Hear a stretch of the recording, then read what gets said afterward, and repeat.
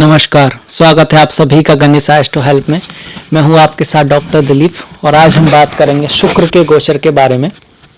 कैसा रहेगा शुक्र का गोचर मिथुन राशि और मिथुन लग्न के लिए। शुक्र आपके सप्तम भाव में धनु राशि में गोचर करने वाले हैं 4 तारीख से।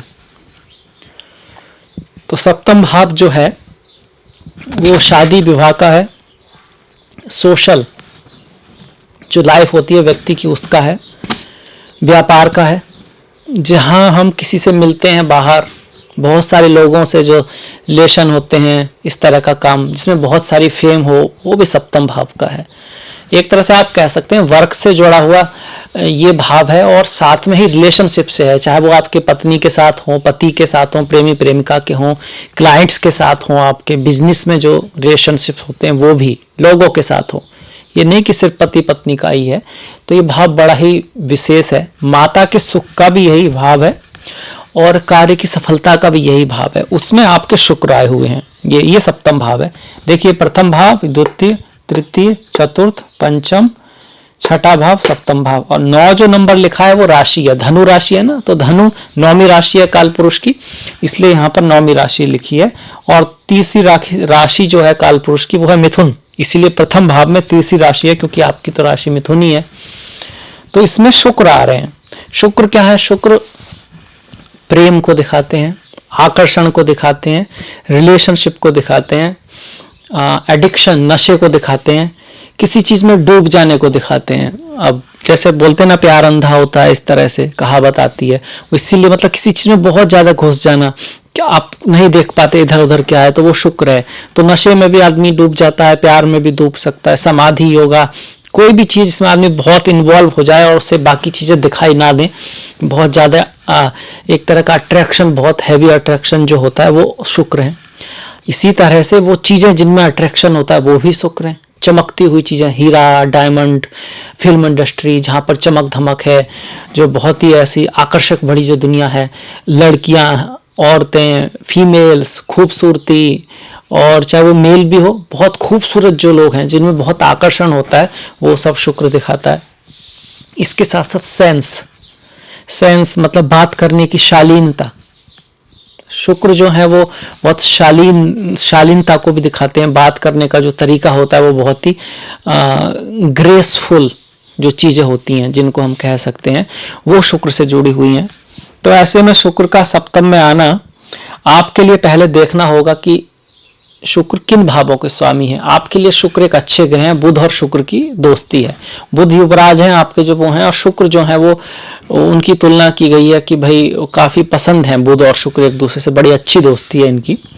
तो ऐसे में शुक्र का आपके लग्न को ही देखना अच्छी बात है। आपके पंचमेश हैं शुक्र, पंचम भाव के स्वामी हैं और द्वादश भाव के स्वामी हैं।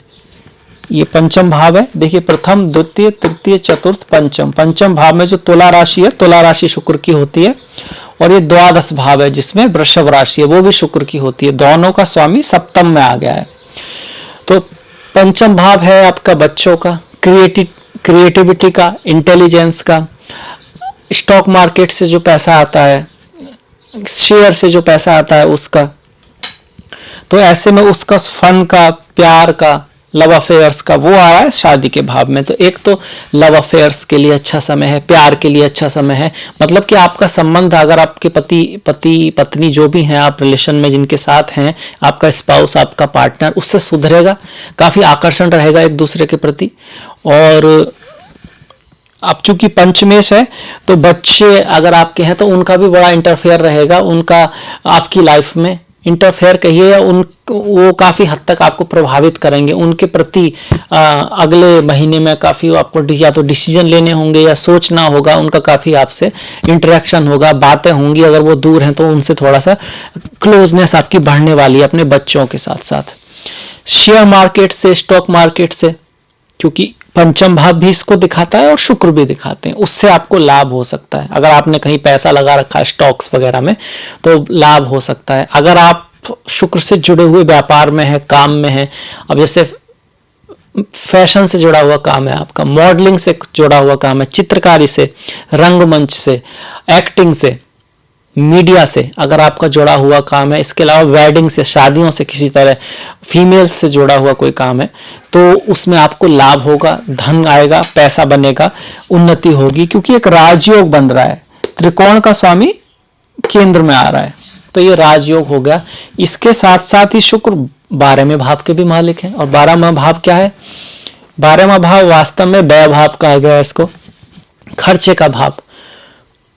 अब खर्चे का भाव पैसे का खर्चा भी है, और इसके साथ साथ कोई भी खर्चा, मतलब हम सिर्फ पैसा ही तो खर्च नहीं करते, अपनी एनर्जी भी व्यय करते हैं, टाइम भी खर्च करते हैं, और अपनी ऊर्जा भी व्यय करते हैं, फिजिकल एनर्जी भी व्यय करते हैं, तो वो सब व्यय भाव जो है वो 12वां भाव है। इसके साथ साथ अकेलापन, समाधि, सॉलिट्यूड, विदेश यात्रा, इंपोर्ट एक्सपोर्ट, मंदिर, मस्जिद, चर्च, गुरुद्वारा, धार्मिक स्थान, ये सब भी 12th हाउस से देखा जाता है। छिपी हुई चीजें जो छुपी हुई हैं, छिपा हुआ टैलेंट, कोई ऐसा टैलेंट जो आपके अंदर है पर वो आपको पता नहीं है, वो भी हम 12th हाउस से देखते हैं। एडिक्शन, जेल, अकेलापन जो है ना, तो जेल में भी लोग अकेले रहते हैं। हॉस्पिटल, वहां पर नॉर्मली जो हॉस्पिटल में भर्ती रहता है तो वो अकेला ही रहता है, तो जेल, हॉस्पिटल, वो सब भी। संन्यास, उसमें भी व्यक्ति अकेला रहता है, तो वो सब चीजें 12th हाउस से जोड़ी गई हैं।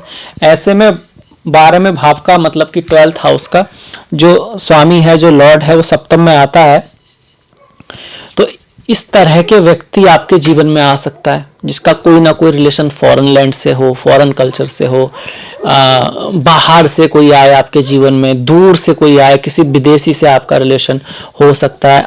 खर्च जो है आपका अपने स्पाउस के ऊपर आ सकता है, आपका स्पाउस कहीं बाहर जा सकता है, आपका पार्टनर कहीं बाहर जा सकता है। ऐसे में मेनली तो स्वास्थ्य का भी थोड़ा सा ध्यान रखना जरूरी बनता है अपने स्पाउस का। हालांकि यहाँ पे जो सप्तम का स्वामी गुरु है वो ट्रांजिट में भी अष्टम में चल रहा है, हम उसकी बात नहीं कर रहे, पर लेना जरूरी हो जाता है, क्योंकि जिस भाव में शुक्र है उसका स्वामी तो गुरु है, धनु का स्वामी, और वो चल रहा है अष्टम भाव में। तो ऐसे में पति पत्नी, स्पाउस आदि के स्वास्थ्य का ध्यान रखें, उस मामले में यहाँ पे थोड़ा सा ध्यान देने वाली जरूरत है।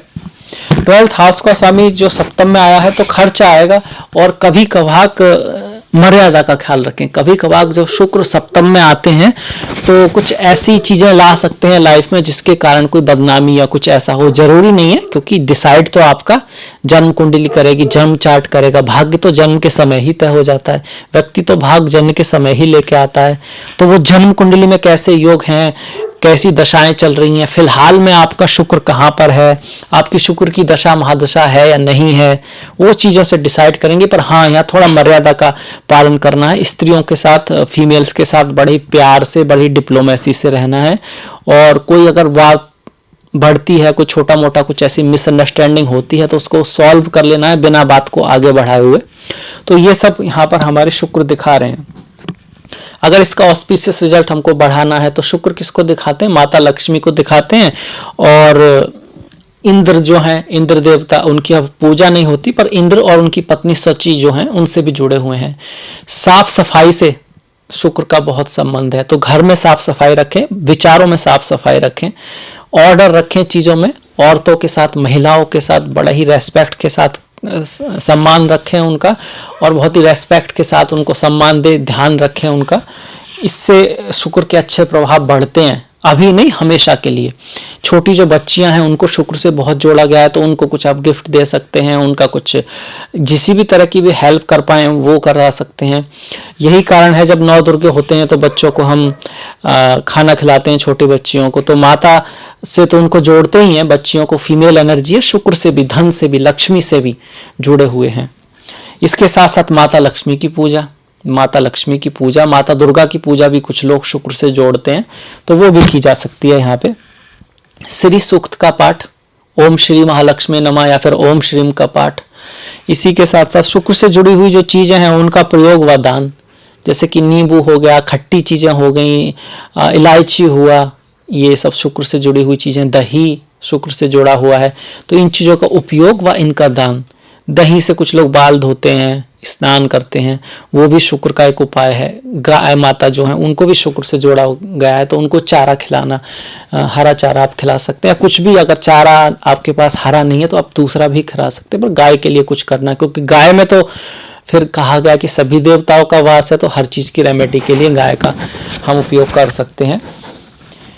रेमेडी जब भी करें वो हम अपने लिए ना करें, उपयोग में बोल जरूर रहा हूं, पर रेमेडी करें आप दयावश, करुणावश, प्रेम बस उसके लिए करें जिसके लिए कर रहे हैं। उसका रिजल्ट तो ऑटोमेटिकली आपको मिलना ही है, वो तो मिलेगा ही, पर आप करें सिर्फ उसी के लिए, अपने लिए नहीं। इसी को हम बोलते हैं कर्म योगा, निस्वार्थ कर्म करना, और तभी रिजल्ट वास्तव में मिलता है। पर आप उसको ना तो उसकी इच्छा रखते हैं, ना ही उसके लिए आप वेट करते हैं, आप बस करते हैं जो आपका कर्तव्य है, आपकी रेस्पॉन्सिबिलिटी है। आप जो भी कर्म है उसको आप प्रभु के नाम करते चले जाते हैं, और जो रिजल्ट आएगा वो तो आना ही है, वो तो प्रकृति का नियम है। आप कैसे भी करो, कर्म चक्र कहा गया है, तो आप जैसे भी करेंगे वो घूम के कहाँ आ जाएगा, आपके पास ही आ जाएगा। हो सकता है कि उस व्यक्ति के थ्रू ना आए जिसके साथ आप अच्छा कर रहे हैं, हो सकता है वो आपके साथ अच्छा ना करे, पर वो कर्म आपके पास आ जाएगा। जिसके साथ आप बुरा कर रहे हैं, हो सकता है वो व्यक्ति आपका बुरा करने में असंभव ना हो, सफल ना हो सकता है वो कमजोर हो, जो भी है। अगर आपने किसी के साथ बुरा किया, पर बुरा कार्य का रिजल्ट जो है वो आप तक आ जाएगा। इसको बोलते हैं कि कर्म की गति जो होती है ना, बहुत महीन होती है, समझना बड़ा मुश्किल है, पर बहुत शक्तिशाली होती है। खैर, ये था मेरा मिथुन राशि के लिए, मिथुन लग्न के लिए शुक्र का जो गोचर है वो क्या लेकर आ रहा है, क्या हम उसके अच्छे जो रिजल्ट है उनको बढ़ाने के लिए कर सकते हैं। तो अगर आपको पसंद आया तो प्लीज़ लाइक कीजिएगा, शेयर कीजिएगा, ताकि बाकी सभी लोग इसको देख सकें। घंटी वाला जो बटन है उसको दबाना मत भूलिएगा, आपका सहयोग बहुत महत्वपूर्ण है। मैंने डिस्क्रिप्शन में अपना लिंक दिया है, फेसबुक का, इंस्टाग्राम का, ट्विटर का। Please like, please follow. अगले वीडियो तक अपना ख्याल रखिएगा, अपनों का ख्याल रखिएगा। नमस्कार।